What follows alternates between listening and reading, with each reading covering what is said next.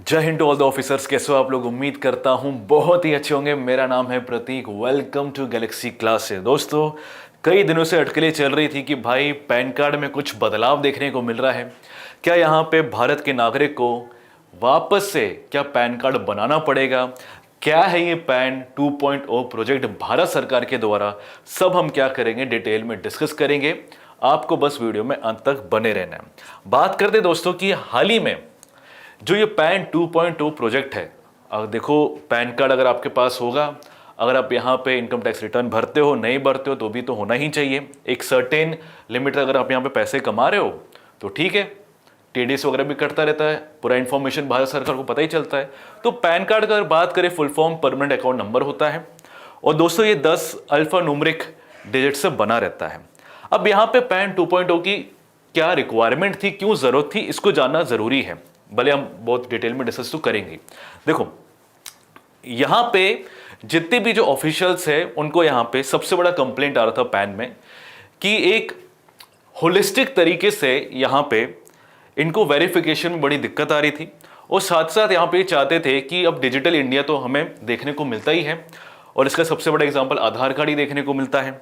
तो ये लोग चाहते थे कि भाई पैन कार्ड में भी क्यों नहीं हम एक ऐसा सिस्टम लाए जिसमें यहाँ पे हम क्यूआर कोड का यहाँ पे एक इस्टेब्लिशमेंट करें और इसके थ्रू यहाँ पे बड़े आसान तरीके से हम अपने सिटीजन्स का जो भी टैक्स का रिटर्न हो गया है या उनका जो भी वेरिफिकेशन वगैरह है वो और ज़्यादा आसान हो जाए।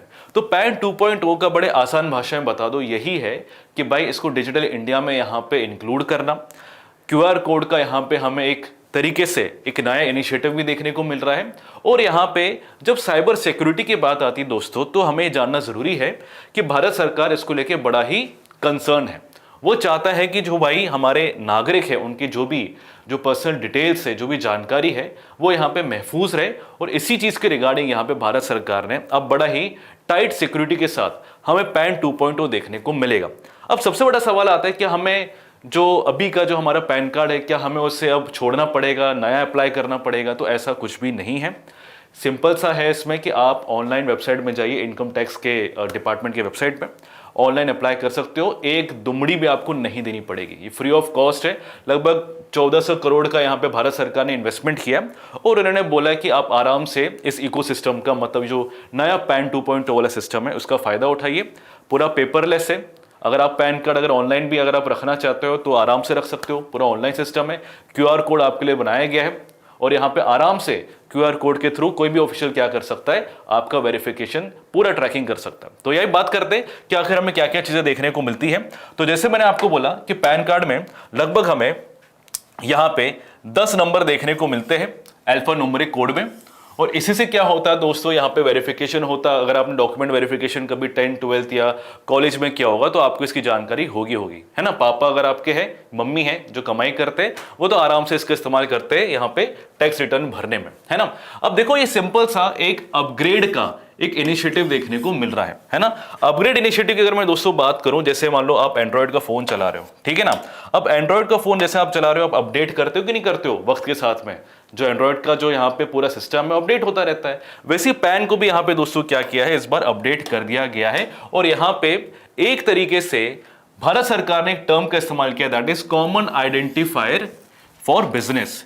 तो जो भी हमें यहाँ पे भारत में ट्रांजैक्शन के लेवल पे, चाहे वो आप मान लो ऑनलाइन लेवल पे, जब भी आप पैन का इस्तेमाल करोगे उसको बड़ा आसान तरीके से भारत सरकार ट्रैक करेगी। लगभग हमें 78 crore pan card holders Bharat में देखने को मिलते हैं। उनका इजी ट्रैकिंग हमें पूरा डिजिटल वे में हमें देखने को मिलेगा। और इसी के थ्रू यहां पे बोला भी गया है कि ये पैन 2.0 एक सिंगल सोर्स होने वाला है डेटा कंसिस्टेंसी का। पूरा एक डेटा वॉल्ट बनाया जाएगा जहां पे आपका जो भी पर्सनल डिटेल है पूरा प्रोटेक्टेड रहेगा। अब देखो एआई का जमाना है। अब एआई के जमाने में एक बहुत बड़ा कंसर्न है, दैट इज यहाँ पे डीफेक टेक्नोलॉजी। तो भाई यहाँ पे हमारी जो सुरक्षा है, पर्सनल इंफॉर्मेशन, कितने स्कैम कॉल्स होते हैं, साइबर थ्रेट होते हैं, तो भारत सरकार इसके रिगार्डिंग बहुत ही ज्यादा यहाँ पे कंसर्न है। अब देखो हाल ही में क्या हुआ, कैबिनेट कमेटी हमें देखने को मिली रिगार्डिंग इकोनॉमिक अफेयर्स, ठीक है, नंबर 1। और इसको दोस्तों चेयर कर रहे थे, इसकी जो अध्यक्षता कर रहे थे वो हमारे भारत के प्रधानमंत्री श्री नरेंद्र मोदी जी कर रहे थे। और इन्हीं के नेतृत्व में यहाँ पे डिसाइड किया गया, खासकर अश्विनी वैष्णव भी यहाँ पे इसमें पार्ट थे, कि भाई हम पैन 2.0 प्रोजेक्ट को लाएंगे और लगभग इस इकोसिस्टम को बनाने में लगभग यहाँ पे 1400 35 करोड़ भारत सरकार इस पैन को अपग्रेड करने में लगा देगी और लगभग यहाँ पे जितने भी 78 करोड़ पैन कार्ड होल्डर्स हैं उनको यहाँ पे फायदा मिलेगा। पर याद रखना, फिर बता रहा हूं, ये पूरा मुफ्त है। कहीं भी साइबर कैफे जाओगे, अगर वो बोलेगा कि भाई अपडेट हो रहा है, आपको पैसा देना पड़ेगा, तो बिल्कुल मत देना, वो फ्रॉड हो रहा है। ठीक है, बस अपडेट है, ऑनलाइन आराम से कर सकते हो। अब देखो यहाँ पे इससे क्या फायदा होने वाला है। इससे आपका जो प्लेटफॉर्म है पूरा डिजिटलाइज हो जाएगा, पूरा ऑनलाइन आपको अच्छी सेवा, स्मूथ सेवा देखने को मिलेगी और यहाँ पे आराम से आप यहाँ पे जो भी टैक्स पेयर है वो बड़े आसान तरीके से रजिस्ट्रेशन भी कर सकते। चलो अब यहाँ पे बात करते हैं कि आखिर यहाँ पे क्या क्या हमें खूबियां देखने को मिलती है पैन 2.0 का।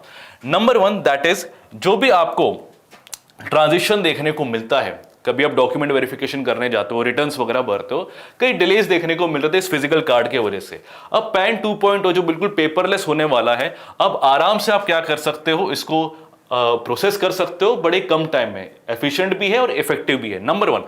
नंबर 2 डिजिटल इंडिया के यहाँ पे पूरा यहाँ पे इस मिशन में अब देखोगे तो हमें क्यूआर कोड भी देखने को मिलेगा और इस क्यूआर कोड के वजह से क्या होगा दोस्तों, यहाँ पे एक बेटर सिक्योरिटी हमें देखने को मिलेगी और जो हमारा यूजर एक्सपीरियंस वो भी दोस्तों हमें अच्छा देखने को मिलेगा। काम आसान हो गया ना। अब देखो, आप फॉर एग्जांपल आप पेटीएम में आपने आपका मान लो आपका अकाउंट है, आप रेस्टोरेंट में जा रहे हो, है कि नहीं, तो अगर आप किसी के नंबर में अगर यहाँ पे पैसा भेज रहे हो, कंपेयर टू अगर मैं उसके क्यूआर कोड में भेज रहा हूं, तो क्यूआर कोड वाला थोड़ा ज्यादा आसान और इजी रहता है ना। तो ये होलिस्टिक अप्रोच देखने को मिला है और यहां पे इनका यही एम था कि हम कॉमन तरीके से क्या करें, पूरे पैन कार्ड होल्डर्स का यहाँ पे इंटीग्रेटेड डेटा रखें और वो भी एक तरीके से सिक्योरिटी में। नंबर 1, अब जैसे मैंने आपको बताया एफिशिएंसी तो है इसमें है ही, कंसिस्टेंसी हमें डेटा में देखने को मिलेगी, इको फ्रेंडली है, फास्टर सर्विस हमें देखने को मिलेगा और यहाँ पे मिनिमाइजिंग तरीके से यहाँ पे आपको एक तरीके से पेपर का इस्तेमाल देखने को मिलेगा। पेपर का इस्तेमाल तो रहा ही नहीं यार, वैसे भी अब डिजिटल इंडिया इतना हो गया है कि अब यहाँ पे सारा आपका क्या ऑनलाइन ही हो गया, पेपरलेस पैन कार्ड आए, आप इसको मान लो, है ना। अब बात करते कि आखिर इसकी जरूरत क्यों थी। अच्छा खासा pan card alpha numeric number से चल रहा था, भले ही डिले चल रहा, तो क्या जरूरत थी। यहां पे जितने भी जो बिजनेसेस है, जितने भी डिपार्टमेंट्स है, उनका यहां पे कहना था कि it is very much difficult कि हम यहां पे जो नंबर्स के थ्रू यहां पे पूरा डेटा वगैरह यहां पे एनालाइज करते हैं, ट्रैकिंग करते हैं, टैक्स रिटर्न्स कई लोग तो इवेड ही कर लेते हैं। अगर आपको याद हो, कई सारे ऐसे भी लोग होते हैं जो यहाँ पे पैन कार्ड का कई लूप होल्स निकाल के टैक्स इवेजन्स भी कर लेते हैं, चोरी वगैरह भी करते हैं। तो इसको यहाँ पे दोस्तों क्या कर दिया है, पूरा क्लब कर दिया है। जैसे आधार कार्ड का था वैसे इसको पूरा क्लब कर दिया है और जितने भी हमें पैन या टैन बोल लो, अगर यहाँ पे टैन का अगर आपको अंदाजा नहीं है तो इसका मतलब होता है tax deduction collection account number, ये इसको टैन ही बोला जाता है। अगर आपको याद हो TDS, tax deduction at source, ये देखो आप उसका पैसा नहीं देते हो, अगर आप मान लो कहीं पे काम कर रहे हो तो जो एम्प्लॉयर है वो क्या करता है, सोर्स पे आपका पैसा काट लेता है, फिर आपको सैलरी वगैरह मिलती है, वो TDS होता है। तो यहाँ पे बड़ा आसान काम बोला गया है और बोला है कि हम इसको क्या करेंगे, जो अश्विनी वैष्णव जी है, हम इसको पूरा पेपरलेस बना देंगे। अच्छी बात है।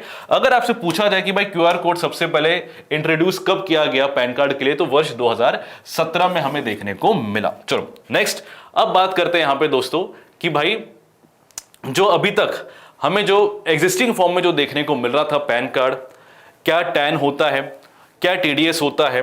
अब देखो टैन की बात करें तो यहाँ पे साफ साफ लिखा हुआ है कि भाई हर इंसान को जो भी यहाँ पे पैसा कमा रहा है एक सर्टेन स्लैब के ऊपर, तो उसको यहाँ पे TDS वगैरह टैक्स वगैरह देना पड़ता है।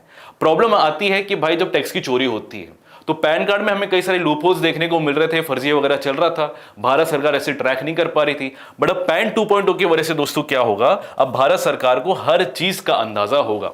तो इस पूरे वीडियो में हमने क्या देखा है कि पैन 2.0 आप आराम से अप्लाई कर सकते हो, नया बनाना है तो नया बना लो, अगर ऑलरेडी एग्जिस्टेंस में है तो भाई वापस से रीअप्लाई कर लो, पूरा मुफ्त है, ऑनलाइन है, पेपरलेस है, पेपरलेस आपको कार्ड मिलेगा, क्यूआर कोड के साथ आपको मिलेगा, फास्टेस्ट सर्विस देखने को मिलेगी, टैक्स रिटर्न भरना आसान होगा, तो ये अच्छी बात है।